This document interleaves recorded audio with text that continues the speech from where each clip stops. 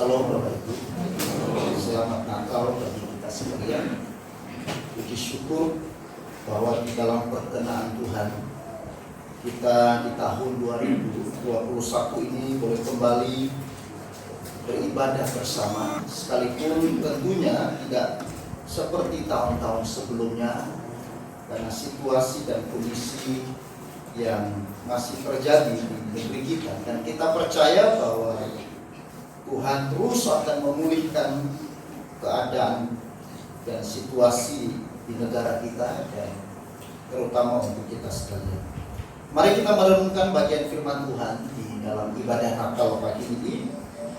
Kita baca dalam dua bagian. Bagian yang pertama di dalam kitab Yeremia pasal 30 ayat 17 dan 18, dan bagian yang kedua nantinya di dalam Injil Matius pasal 1 ayat 23. Yeremia pasal 30 ayat 17 dan ayat yang ke-18, dan Matius pasal 1 ayat 23. Saudara-saudara, saya mengajak kita untuk membaca bersama-sama.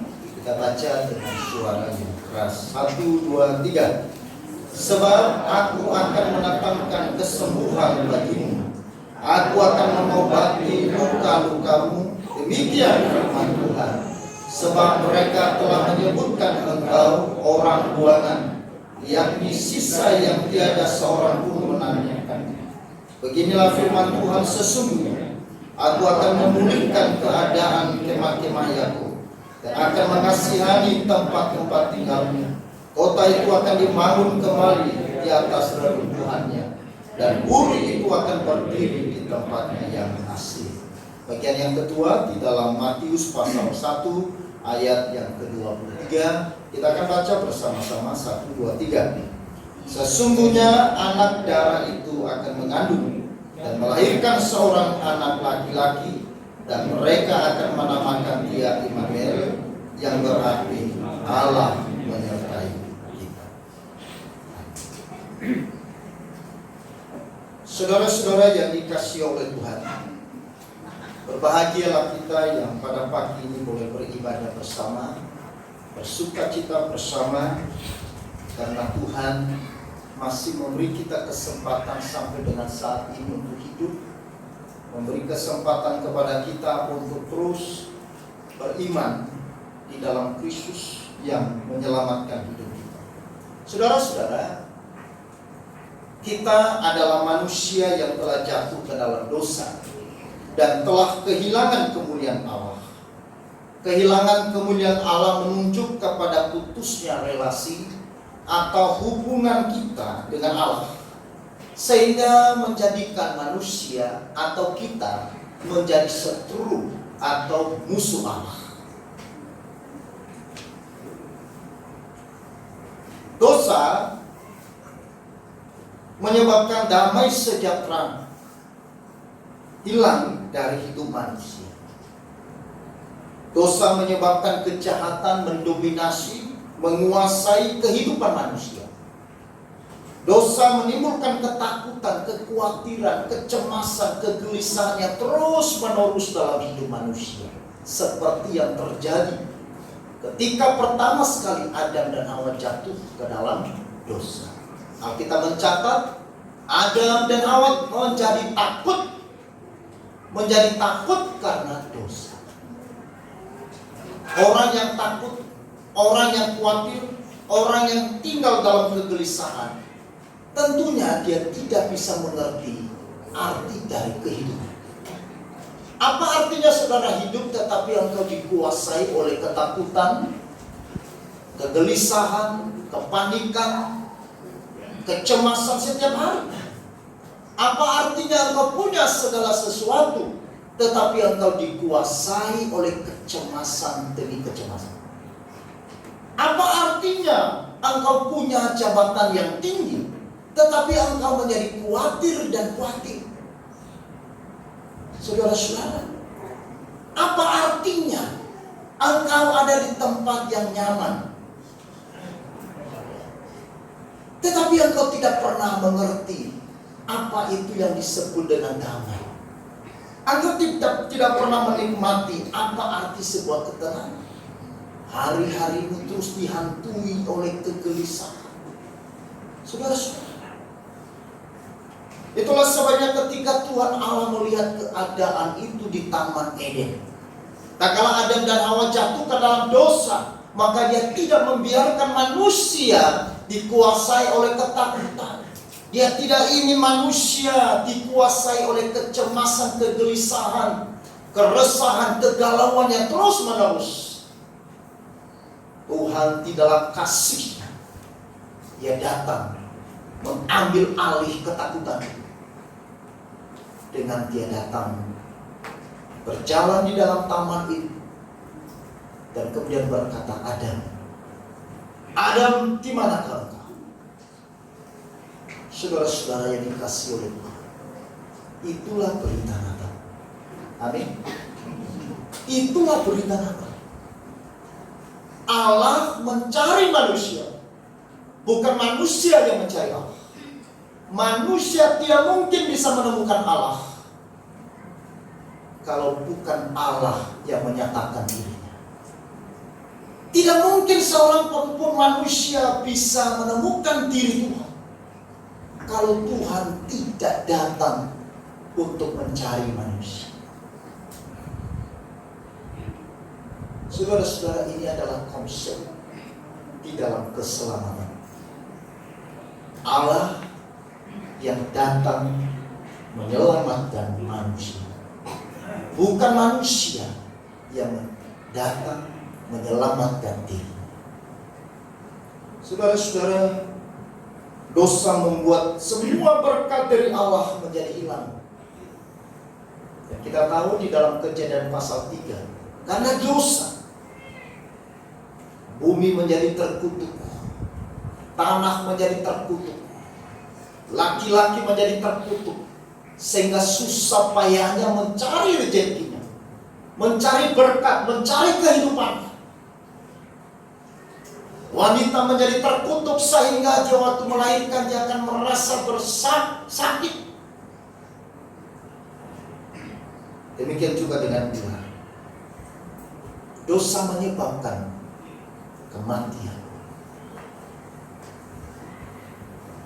Saudara-saudara yang dikasihi oleh Tuhan, sama seperti bangsa Yehuda yang kita baca di dalam bagian firman Tuhan tadi.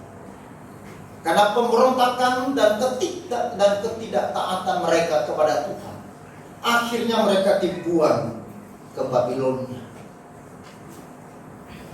Namun penghukuman itu tidak berlangsung selamanya. Tuhan kembali menyatakan belas kasihan dan pemulihan kepada mereka. Dalam keadaan seperti itu, maka kebutuhan utama manusia itu apa, saudara-saudara? Hanya satu.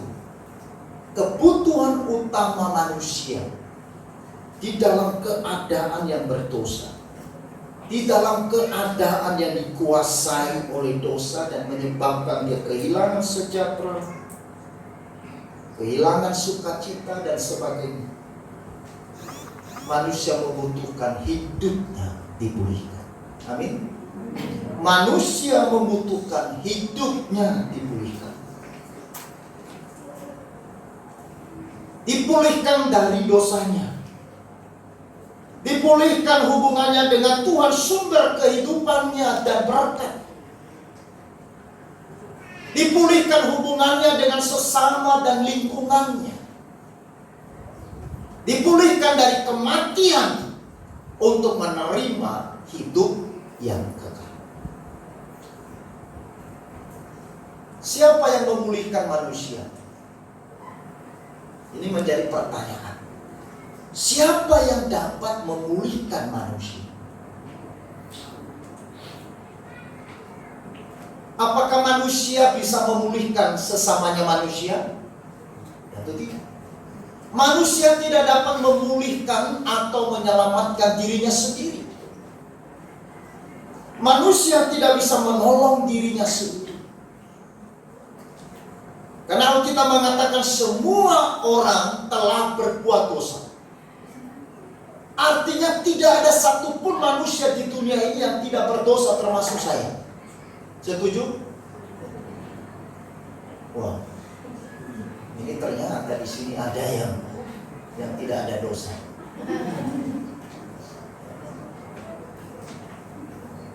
Semua manusia telah berbuat dosa tanpa kecuali. Dan itu sebabnya manusia tidak bisa menyelamatkan, memulihkan, menolong kepada sesamanya manusia, karena memiliki status yang sama. Status apa? Manusia yang berdosa. Status yang sama menyebabkan kemudian manusia memiliki status yang sama juga, sama-sama mati. Saudara-saudara, fakta menunjukkan dari Adam sampai dengan hari ini, bahkan seterusnya, tidak ada satupun manusia yang tidak akan mati. Setuju? Tidak ada. Mau presiden, mau orang kaya, mau orang miskin, semua manusia pasti mati.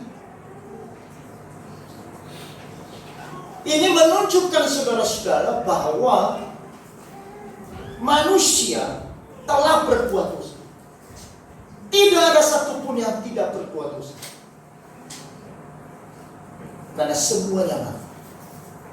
Semua kita yang ada di dalam ruangan ini pasti akan mati. Hanya menunggu gilirannya, nomor antriannya aja. Karena itulah fakta kebenaran. Alkitab berkata bahwa semua manusia telah berbuat dosa sehingga manusia semua mati. Karena upah dosa adalah maut. Lalu siapa yang bisa memulihkan manusia? Siapa yang bisa menyelamatkan manusia?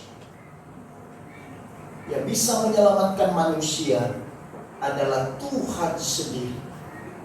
Karena Tuhan adalah pencipta dari manusia. Yang bisa memulihkan ciptaan adalah pencipta. Yang bisa menolong ciptaan adalah penciptanya. Yang bisa menyelamatkan ciptaan adalah penciptanya. Tidak mungkin ciptaan bisa menolong ciptaan. Tidak mungkin bisa ciptaan menyelamatkan ciptaan. Ketika ciptaan semua telah jatuh ke dalam dosa, maka satu-satunya harapan bagi pemulihan manusia yang telah jatuh dalam dosa adalah penciptanya.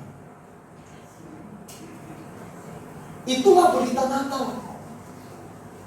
Berita Natal adalah Sang Pencipta datang menyelamatkan, memulihkan ciptaan. Karena itu Tuhan sendiri yang berinisiatif, yang memulai, merancang, mencari dan memulihkan serta menyelamatkan manusia dari dosanya. Sama seperti yang terjadi di Taman Eden. Tuhan sendiri yang menjumpai Adam dan Hawa. Adam dan Hawa tidak bisa datang kepada Tuhan karena dosanya, karena ketakutannya. Adam tidak bisa datang untuk mencari Tuhan. Tuhan sendiri yang datang mencari Adam. Adam tidak punya kekuatan untuk menjumpai Allah yang maha suci, yang maha kudus, yang maha agung. Karena keberdosaannya dan karena kehinaan, karena kekotoran yang ada dalam diri. Tapi Allah itu adalah Allah yang maha kasih. Di dalam kasihnya yang menjumpai manusia yang berdosa. Amin. Di dalam kasihnya dan belas kasihannya, ia datang mencari sekalipun manusia menyembunyikan dirinya. Dan dia terus memanggil manusia. Di manakah engkau? Saudara-saudara yang dikasihi oleh Tuhan, Tuhan tidak saja datang mencari, tetapi dia sendiri juga yang berkarya, yang menjadi pelaksana dari pemulihan bagi hidup manusia. Dengan cara apa, saudara? Dengan cara mengutus Yesus Kristus menjadi manusia, lahir dan mati di salib bagi dosa manusia. Maka peristiwa Natal adalah peristiwa yang sangat ironis sekali, dan peristiwa yang sangat miris. Kenapa saya mengatakan begitu, saudara-saudara? Karena peristiwa lahirnya Kristus adalah peristiwa di mana Sang Pencipta, Sang yang Maha Kuasa, Sang yang Maha Mulia, mau rela lahir di kandang yang hina, di tempat yang berbau, dibaringkan di dalam palungan yang kotor.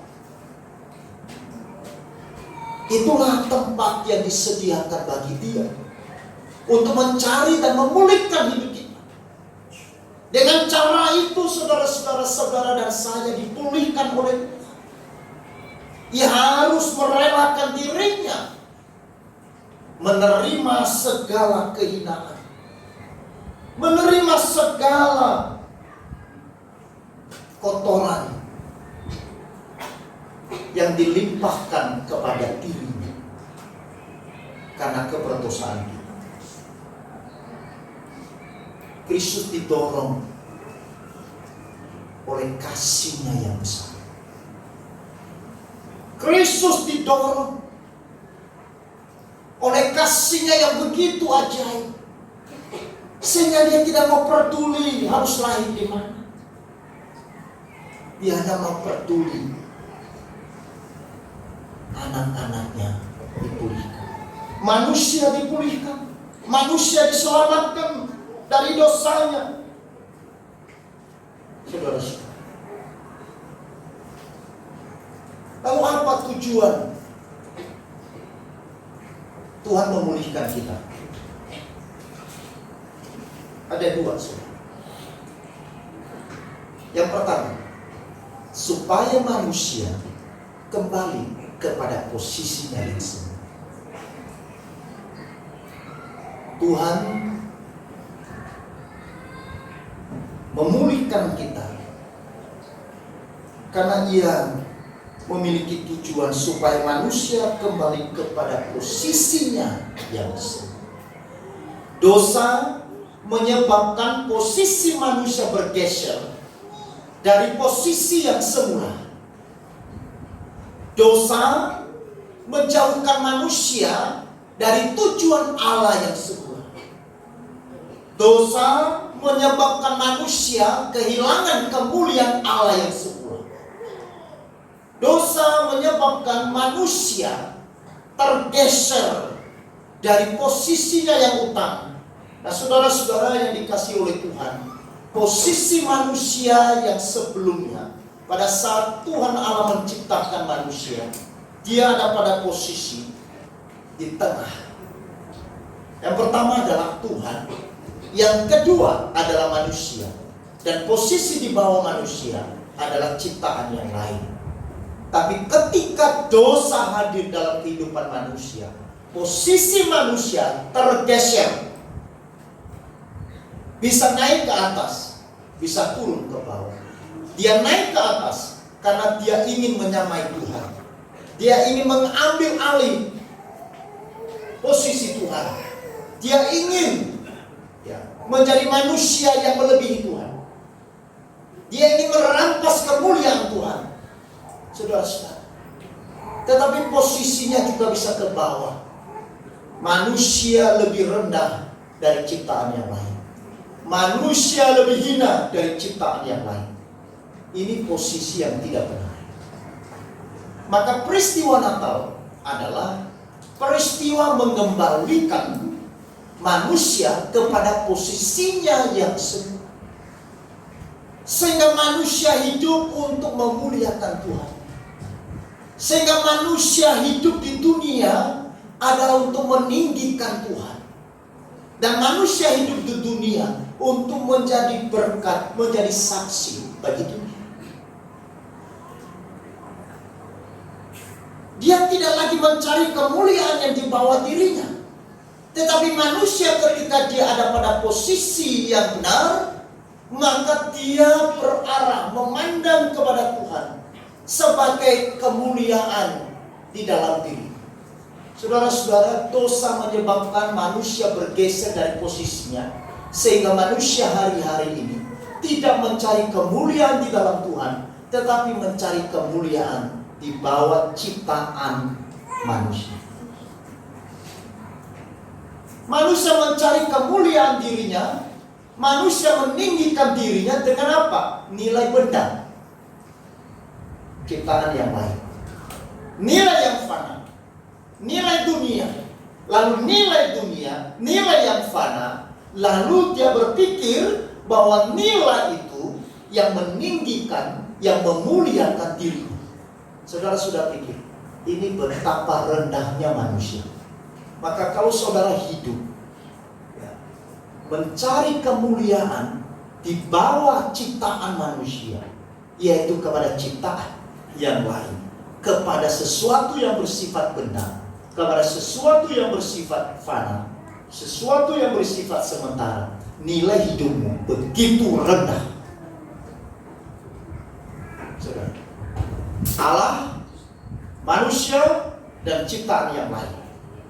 Maka ketika manusia mencari kemuliaan dan nilai dirinya di bawah manusia, yaitu ciptaan yang lain, berarti engkau lebih rendah dari ciptaan yang lain. Engkau lebih rendah dari makhluk yang lain. Kemuliaan diri kita bukan pada benda. Amin. Kemuliaan manusia bukan pada yang fana.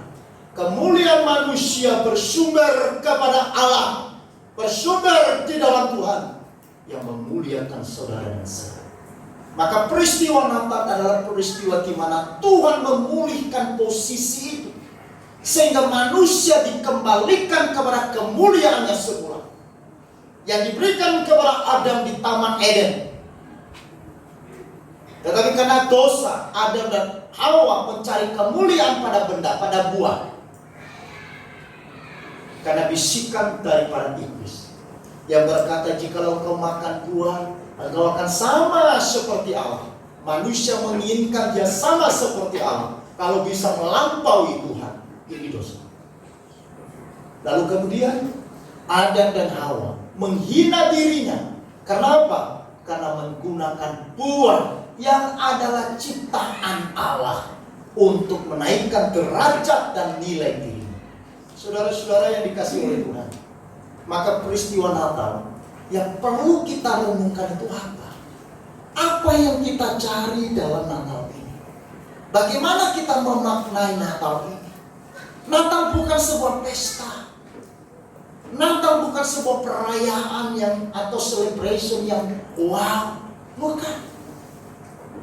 Natal adalah bagaimana kita bersyukur karena Tuhan berkenan memulihkan kita, sehingga dia mengembalikan kita pada posisi yang semula. Amin. Yang kedua, tujuan Allah memulihkan saudara dan saya, memulihkan manusia dengan tujuan supaya manusia menjadi alat bagi kemuliaan. Supaya manusia menjadi alat bagi kemuliaan. Itulah tujuan Natal. Supaya manusia yang rusak, yang telah dikembalikan pada posisinya, lalu ketika manusia sudah kembali pada posisinya, baru manusia bisa dipakai. Sebelum manusia itu kembali kepada posisinya semula, tidak mungkin dia menjadi alat bagi Tuhan. Karena tujuan yang pertama sudah tercapai dalam diri seseorang, dia sudah dikembalikan pada posisinya yang semula. Baru setelah itu Tuhan menggunakannya bagi alat kemuliaan. Saudara-saudara, di dalam khutbah saya di ibadah Natal Pemuda, saya katakan alat itu adalah alat. Nilai dari alat bukan pada diri alat itu sendiri, tetapi nilai dari alat ditentukan oleh siapa yang memakai dan menggunakannya. Saya coba mengulangi gambaran yang saya pakai waktu itu. bola basket merek yang sama akan digunakan, dipakai oleh dua orang yang berbeda. Yang pertama adalah pendeta Noe, dan yang kedua adalah Michael Jordan. Sekarang saya mau tanya, nilai dari bola basket ini ketika dijual atau dilelang, nilai yang mahal di mana? Yang dibeli mahal bola basket yang mana? Yang dipunyai pendeta Noe atau yang dipunyai oleh Michael Jordan? Kenapa? Mereknya sama, harganya sama, bahannya sama, tetapi bola basket itu nilainya tergantung siapa yang memakainya. Ketika bola basket ini dijual dan dilelang, karena bola basket itu adalah bola yang dipakai oleh Michael Jordan, maka saudara-saudara bola basket itu akan menjadi mahal. Dan pernah dia jual, dilelang, sampai bola basket ini laku sampai 2 miliar. Kira-kira kalau pendeta Noe melelang bola basket yang saya punyai, kira-kira orang beli 2 miliar enggak? Waduh, syukur kalau 2 miliar. Langsung tenang kita. Tidak mungkin. Mungkin karena kasihan, ya udahlah 100.000 Pak ya. Ya gantikan modal aja. Sudah.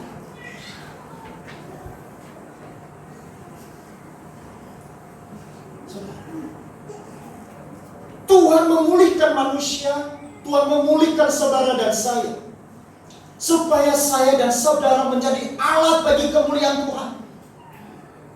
Maka ketika saudara dan saya menjadi alat bagi kemuliaan Tuhan, kita menjadi alat bagi damai sejahtera, kita menjadi alat sukacita bagi dunia, kita menjadi alat kebenaran, kita menjadi kesaksian bagi dunia, kita menjadi orang yang membawa kabar baik bagi dunia. Maka saudara-saudara, nilai hidup saudara menjadi tinggi. Kenapa? Karena saudara yang sebenarnya tidak bernilai, yang sebenarnya sudah rusak, yang sebenarnya berdosa, tetapi karena Tuhan yang menggunakan saudara bagi kemuliaannya, sehingga hidup saudara menjadi berharga di mata Tuhan. Amin. Karena berharga itulah maka Kristus rela mati di salib untuk saudara dan saya berdosa. Karena saudara dan berharga yang mau dipakai sebagai alatnya, yang rela terlahir di tempat yang amat hina. Karena dia memandang dan dia punya tujuan supaya masing-masing kita boleh dipakai menjadi alat bagi kemuliaan. Siapa yang menjadi alat bagi kemuliaannya? Setiap orang yang menerimanya sebagai Tuhan dan Juru Selamat. Amin. Maka setiap saudara dan saya katakan, aku mau dipakai sebagai alat. Engkau tidak boleh berkata, yang disebut sebagai alat bagi kemuliaan Tuhan itu pendeta, itu penginjil, itu majelis, itu pengurus. Aku tidak, karena aku tidak pada golongan itu. Ini salah besar. Orang yang sudah dikembalikan posisinya pada posisi yang semula, orang yang telah dipulihkan hidupnya, maka dia adalah orang yang dipakai sebagai alat bagi kemuliaan. Terserah latar belakangnya seperti apa. Di dalam kitab suci, Alkitab dengan jujur mengatakan kepada kita, Alkitab dengan jujur menceritakan, menjelaskan kepada kita bagaimana Tuhan memakai orang-orang yang berdosa dan amat berdosa, tetapi dipulihkan oleh Tuhan untuk menjadi alat bagi kemuliaan. Bagaimana seorang Rahab, seorang pelacur dipulihkan oleh Tuhan dan kemudian dipakai oleh Tuhan dengan luar biasa. Bagaimana Maria Magdalena, seorang berdosa, dipulihkan Tuhan dan setelah itu dipakai oleh Tuhan.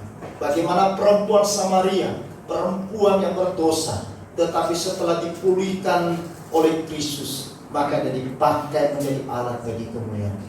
Saudara-saudara yang dikasihi oleh Tuhan, saudara dan saya sebenarnya sama. Siapa kita, saudara? Siapa kita? Dasar apa kita bisa dipulihkan? Bukan karena kita layak untuk dipulihkan. Bukan karena kita memang lebih baik dari orang lain sehingga kita dipulihkan dan diselamatkan. Tidak. Ini berawal dari kasih karunia Allah. Maka kalau saudara dan saya ada hari ini menikmati pemulihan itu, menikmati keselamatan itu adalah kasih karunia. Maka biarlah melalui peristiwa Natal ini kita mau dipakai oleh Tuhan. Saudara-saudara yang dikasihi oleh Tuhan, di penutup khotbah ini saya bercerita tentang seorang wanita yang bernama Betty. Betty pada umur 15 tahun ia hidup bergelimang dosa. Karena dia sendiri sering dianiaya pada usia dia kecil. Pada umur 15 tahun akhirnya jatuh dalam pergaulan bebas dan terlibat dengan narkoba bersama dengan teman-teman. Dan umur 15 Betty meninggalkan rumahnya, meninggalkan keluarganya. Dia hidup di jalanan bersama dengan kawan-kawan pemakai narkoba. Lalu kemudian pada umur 17 tahun ia sangat putus asa dan memutuskan untuk bunuh diri. Dan waktu itu saudara-saudara yang mencoba bunuh diri dengan menabrakkan dirinya di depan truk yang sedang melintas. Tetapi ia tidak mati, saudara-saudara. Akhirnya dia dibawa ke rumah sakit. Di rumah sakit ia tidak pernah dan tidak satupun dari teman-temannya di jalanan, teman-temannya pemakai narkoba, teman-temannya yang bergaul bebas dengan dia, tidak ada satupun yang datang membesuk dia di rumah sakit. Tidak ada satu. Dan tidak ada satu orang pun yang datang dari kalangan dia, kawan-kawannya yang selama ini bergaul kali dengan dia di jalanan, di pesta narkoba dan sudah free sex dan sebagainya. Tidak. Tapi suatu hari saudara-saudara, waktu ia masih ada di rumah sakit, ia didatangi oleh seorang pendeta dan membawa sekuntum bunga. Waktu dia datang, kemudian dia berkata kepada Betty, Betty, Tuhan mengutus saya untuk memberikan kamu bunga. Karena kamu dicintai, dikasihi oleh Tuhan. Bahkan lebih dari indahnya bunga ini. Dan kamu, Betty, sebenarnya adalah orang yang lebih berharga dari bunga yang indah ini. Tapi Betty, saudara-saudara, dia tidak mau melihat sang pendeta. Dia tidak menghiraukan omongan Pak Pendeta itu. Dia tidak ada respon sama sekali. Lalu kemudian pendeta itu berkata kepada Betty, kamu kan mau bunuh diri, tapi kamu tidak mati. Kamu tahu alasannya, Betty? Karena Tuhan punya tujuan dan rencana dalam hidup. Kamu boleh tidak percaya, kamu boleh tidak mendengarkan kata-kata saya ini, tapi saya katakan kepada kamu bahwa Yesus sangat mengasihimu. Dia menciptakan kamu pada satu tujuan dan rencana yang indah yang tidak pernah engkau pikirkan selama ini. Maka dari itu, Betty, saya minta kamu beri kesempatan satu kali lagi untuk Tuhan mengasihimu. Saya minta berikan satu kali lagi kesempatan untuk Tuhan mencintaimu apa adanya. Saudara-saudara, Ternyata kalimat itu menyentuh hati perempuan muda ini yang bernama Betty.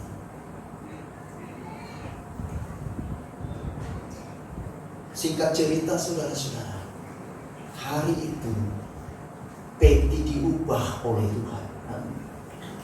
Hari itu Betty dipulihkan, diselamatkan, bahkan dia percaya dan menyerahkan hidupnya kepada Yesus yang mencintai dia. Dan hari itu saudara, dia berjanji di hadapan sang pendeta itu untuk menyerahkan hidupnya dipakai oleh Tuhan. Saudara-saudara, saya mau tanya, saudara kenal atau pernah dengar seorang penyanyi remaja yang sangat fenomenal dan sangat terkenal di dunia, yang begitu dia membuat album pertama itu laris, hanya dalam satu hari laku semua, sehingga menghasilkan jutaan dolar, saudara-saudara. Siapakah sang penyanyi remaja yang luar biasa itu? Ada yang tahu? Saudara pernah dengar yang bernama Justin Bieber? Tidak? Pernah atau tidak? Siapa dia? Justin Bieber adalah anak dari Betty Elizabeth Malete. Justin Bieber adalah anak yang dididik, dibesarkan oleh perempuan yang 15 tahun dia hidup di dalam narkoba. Dia hidup dalam pergaulan bebas. Dan pada umur 17 tahun dia mau bunuh diri dengan menabrakkan dirinya di depan truk, tetapi tidak mati. Dan akhirnya dibawa ke rumah sakit, dan kemudian dia berjumpa dengan Kristus yang memulihkan hidupnya, merubah hidupnya, sehingga dia menjadi seorang ibu yang betul-betul dengan keras mendidik anak yang bernama Justin Bieber. Dia adalah wanita Betty Elizabeth Malete. Saudara-saudara, kalau Betty Elizabeth Malete, seorang perempuan muda yang hancur, perempuan yang bergelimang dengan dosa dan segala dosa, terjerat dengan pergaulan bebas dan narkoba yang begitu dalam, tapi perjumpaannya dengan Yesus mengubah dan memulihkan hidupnya. Maka saya mau katakan hari ini kepada saudara-saudara yang beribadah di malam Natal, di hari Natal, adakah yang tidak bisa diubah oleh Tuhan? Adakah yang tidak bisa Yesus pulihkan dalam hidup saudara? Saya tidak tahu apa yang menjadi pergumulan saudara di hari ini. Apakah kehidupan saudara yang rusak? Apa mungkin karena ekonomi saudara yang sudah berantakan karena dampak corona? Atau usaha saudara yang mungkin sudah bangkrut karena dampak corona? Atau mungkin ada pergumulan dalam keluarga yang hari ini saudara katakan tidak bisa saya atasi, dan saya tidak bisa memulihkan keadaan ini seperti semula. Hari ini saya mau katakan saudara-saudara, Yesus Kristus datang membawa pemulihan bagi saudara dan saya. Caranya bagaimana? Percaya dan serahkan hidupmu kepada Dia. Kalau Yesus bisa mengubah Betty, perempuan muda yang hancur, menjadi seorang ibu yang begitu cinta Tuhan, maka Tuhan juga bisa memulihkan saudara. Kalau Tuhan bisa memulihkan seorang perempuan Samaria, perempuan Rahab, Maria Magdalena yang sangat berdosa, dipulihkan oleh Yesus Kristus, dan setelah itu dipakai dengan luar biasa oleh Yesus, menjadi alat bagi kemuliaan. Maka saudara dipulihkan oleh Yesus.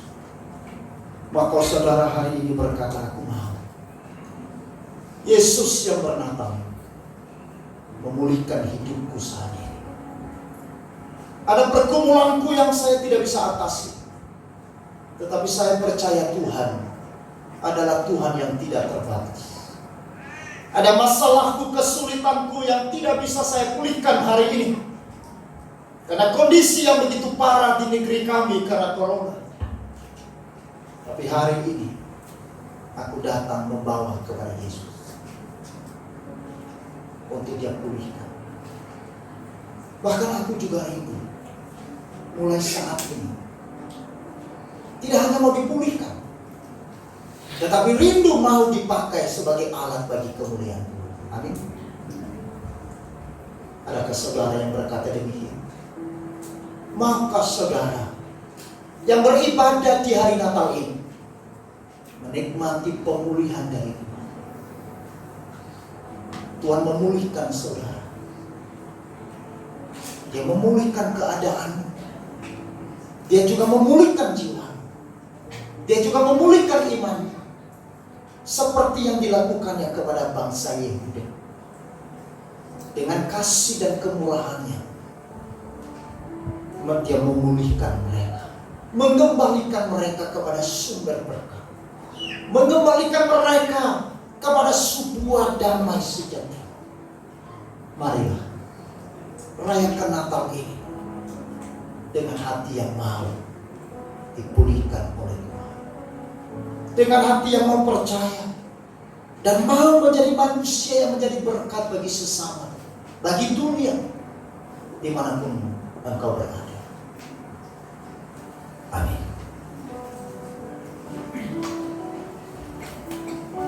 Terima kasih ya Tuhan.